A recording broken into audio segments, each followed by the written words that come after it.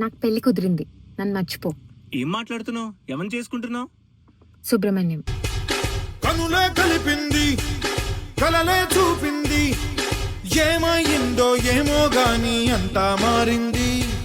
మాటే వినకుంది, మంటే రేపింది, నన్నే మరచి నాన్నే రైట్ అని ఇంట్లో కూర్చుంది. చేతిలోన చెయ్యేసింది, చలిని నాకు నేర్పింది, ఎంత హాయిలే ప్రేమంటే అనుకుని మది మురిసింది. ఇంతలోన ఏమయ్యిందో నన్ను గాలి కొదిలింది, అప్పు సుబ్రహ్మణ్యం వల్లే నా గీత మారింది.